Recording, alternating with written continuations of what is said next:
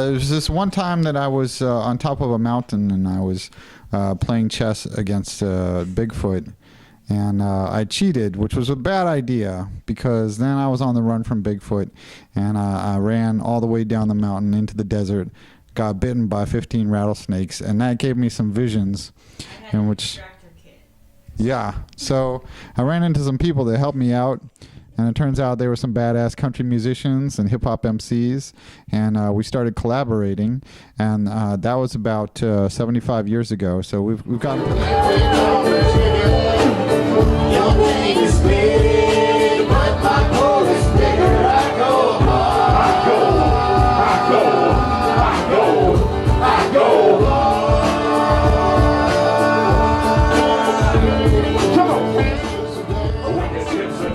I mean, it comes together really easily, surprisingly easily for most people. But really, when our audiences come in, and it'll be bluegrass fans or hip hop fans, and they'll be coming in skeptical, and they'll think this can't possibly work. But when you really sit down and think about it, there's a couple of things that both styles of music have in common. I mean, they're both folk musics.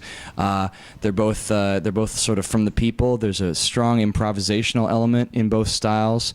So like bluegrass players will sit around in a circle and they'll do a pick, which is just taking a tune and trading solos and improvising. But hip hop MCs will do the same exact thing, but they'll call it a cipher, and they'll just be standing around and trading verses and riffing off of what the other guy said. It fits together really well. They're both a lot of the lyrical content is the same. You know, a lot of bluegrass songs are telling the same stories that hip hop tracks are talking about.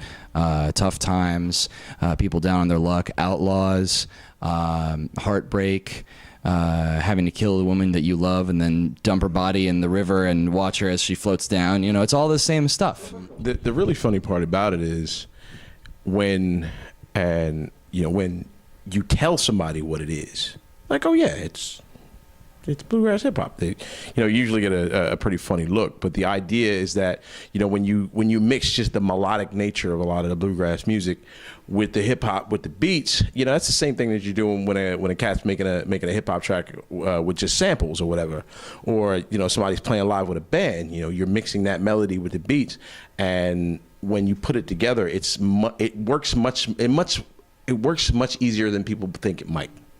You know what I'm saying? And like you said, since a lot of the tones of the music and some of the things that are said are very similar, it works out much easier than people might imagine. And then when they hear it, they're like, oh, yeah, okay, all right, I see that now. I see trouble my days. Everybody in the back.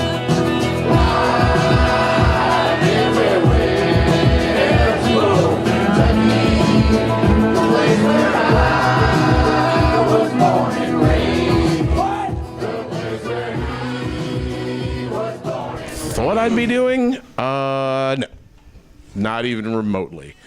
But this has allowed me personally to do a lot of the things I thought I would be doing. But this, for me, it may not have been what I thought I'd be doing, but it's what I like doing the most. It's because it is so sort of genre bending. Yes, yeah, that's the word I'm looking for. Genre bending. Well, you guys all know that I was planning to be on a hip-hop bluegrass band. Yeah. That's actually on a resume. Yeah, so check that off. But, I found the dobro, and there was always like 9 guitars in a jam circle, and then I was like, what's that thing? Show me how to play it. And then all of a sudden became the only dobro in the room, and I could play along with everyone, and it was really fun.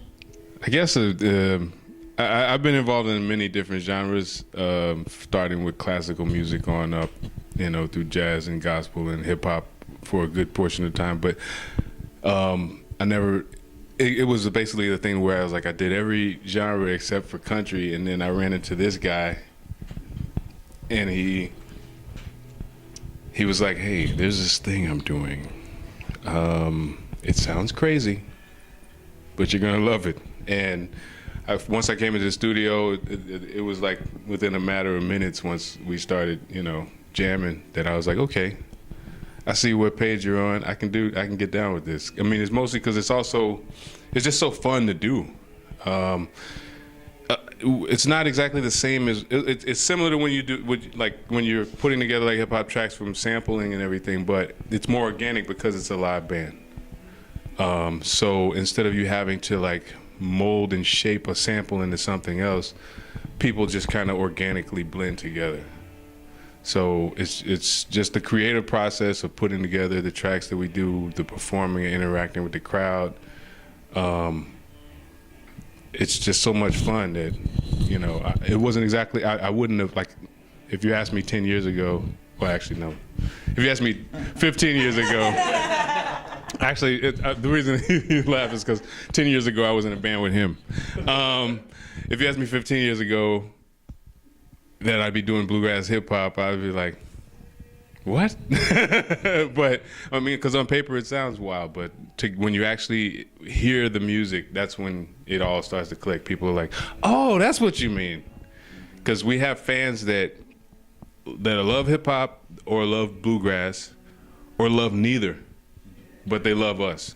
And that's the cool thing, is that the people really have a good time, and we have a good time delivering the feelings to them, I probably would not have guessed in particular what I'd be doing at this point, but I would have known that whatever it was would not be normal. I'm already gone. That great river keeps winding on.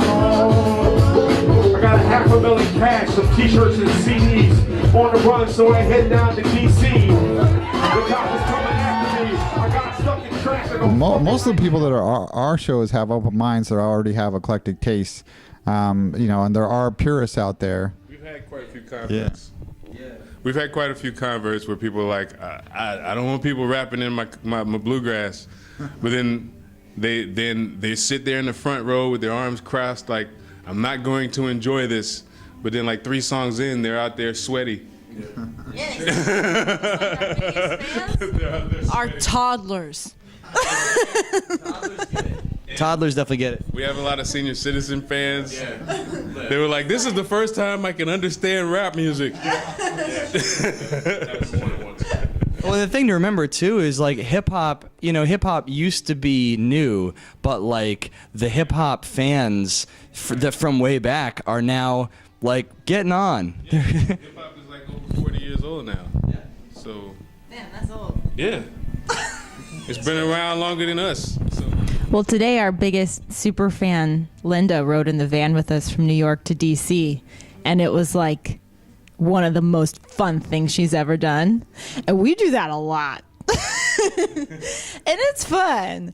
But, it was like bringing in Linda and all these people that she knows from the Peace Corps and from DC, and bluegrass and hip hop is really inspiring. And she just reminds us every day, every time we see her, how much joy we bring to her life.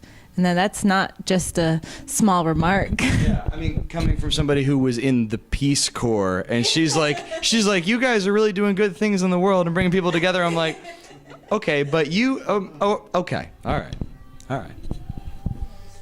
The funniest part about it is like, we've even got friends that have seen us perform and who their political leanings are way different, but at the end of the day are like, you know what, you guys still just make some great music. Like, so it's one of those things where any sort of anything you can use to get a foot in the door and get into people's heads and get them to sort of see the broader landscape of existence beyond where their circle is.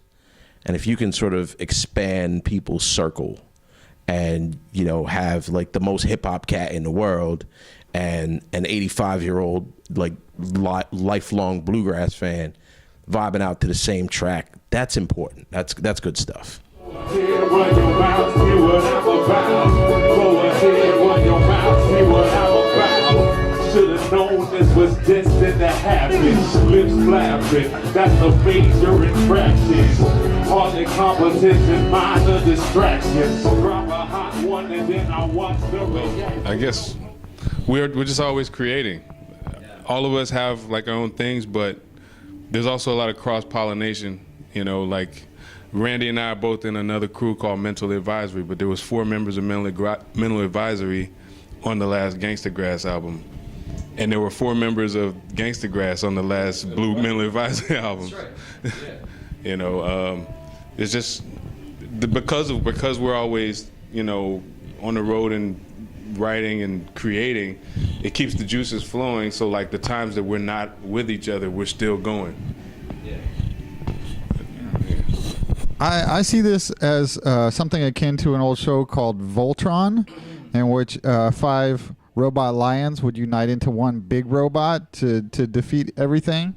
So I mean, those robot lions each had their own thing going on too, and then they would unite into one superpowered thing. It's true. They spend most of the episode as lions, and only at the very end do they unite. Yes.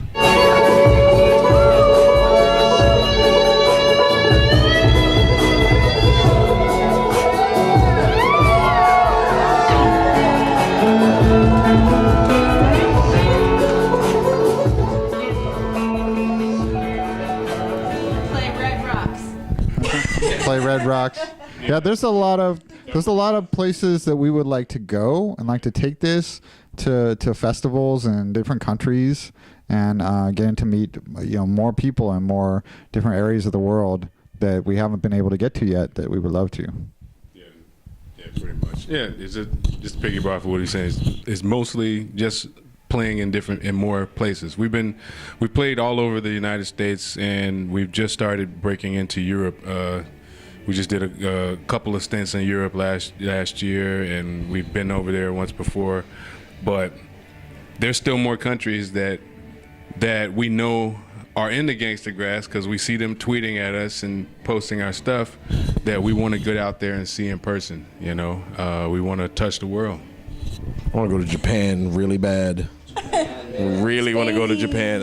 Spain would be dope too. I want to play Pamplona because that was. I've been to Pamplona for the running of the Bulls, and that is like a crazy party. And when I was there, I saw the bands playing there, and I was like, you know what this place needs? Some Gangstagrass. It's like paprika or like something. It's just like, you could add this to this situation. We're like paprika. Yeah. It's like, it's good. Oh, that's a good question. If we were a spice, yeah, we'd be paprika.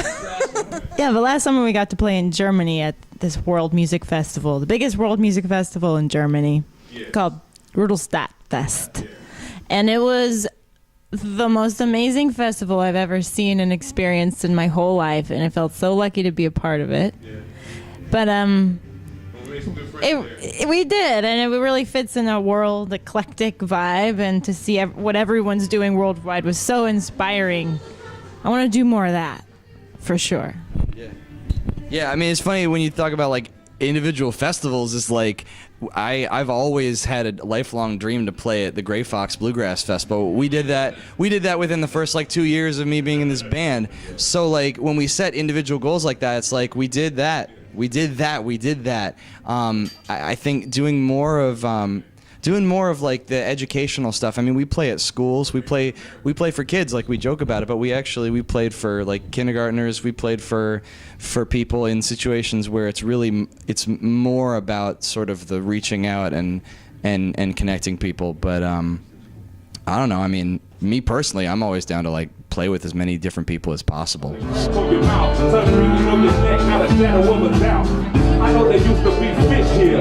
Now summer and the source of the water seems to get here. The rainy season is this year. Here we run until we run with the overbearing fear when the band's dry dust hills are fly. Keep doing it. Yeah. Me and D walked away from music for a bit, and you know, when I came back to it, I was like, why did I ever stop doing this? Like, what the hell was I thinking? Because it's always there. You know, that for creative people, it's always there. And if you don't express that somehow, you're going to drive yourself nuts. So, you know, keep doing it and perfect your craft. No matter how good you think you are, you can always be better. So keep doing it. If you're a writer, keep writing. If you play whatever instrument you play, keep playing it. Whether or not you're booked at, you know, if you play for 550, 500, 5,000 people, keep doing it and maintain your focus. Otherwise, you're gonna go nuts if you don't. I don't know. I feel like you know, comparing yourself to other people is something that a lot of us struggle with, and you know, just try to not do that, because you're doing something, and you know, you can't imagine what other people are feeling just looking at the amazing stuff that you're doing. And one way around that for me is just think about moving laterally. Like, you can think about music or anything, any achievement, as just this very linear uphill ladder, to mix metaphors. But like, you know, you can try to go straight up, but you could take 5 steps to the side. You could just, instead of trying to just play and just, like, you know, only bluegrass bands all the time, what if you try playing with a bluegrass hip hop band? What if you try playing with you know, a bluegrass metal band, or a you know, and that's just for banjo, but like, everybody has their limitations, but you can think outside of that and you can get a lot farther than if you just tried to stay within one box or one channel. Both Rench and Dan have done projects on just hip hop tracks, you know, not even a fusion type of thing. It was just, you know, when I met Rench, he was a rapper, you know. Really? Yeah. And don't sleep, he's got bars. He's got bars. But when it comes to the type of advice, artists have like an urge, like a drive to create. Yeah, a compulsion. For me, I never was into like the business of music. For me, it was just like this thing that I had to create. So when I stopped, there was like something missing. So things, I guess, didn't really start happening until I like took it serious and was like, look, okay, I guess I am an artist and I need to do this, or else I'll lose my mind. And the longer I did it and the more I did it, the better I got at it. So if you take it as if you take the approach of following your passion and creating for the sake of creating an expression, then I feel like no matter where it takes you, you'll feel you won't have an empty feeling. If you're pursuing it solely for, I have to sell 1 million records, I got to get a Grammy, I got to do X, Y, and Z, then you might have that empty feeling if you don't get that. But my thing was, I want to create something that connects with people, that they'll feel. And I feel like that's something that we've been doing. And it's only because we keep doing it. We just get in there and we create. We just keep doing it over and over again.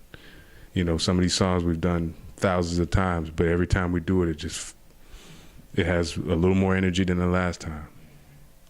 Just keep going, keep doing it. Between your eyes, the lights are dim, the clock struck the 9. Fire's breaking up, there's no morning to extinguish. Whatever restricted you, but that's not true relinquish.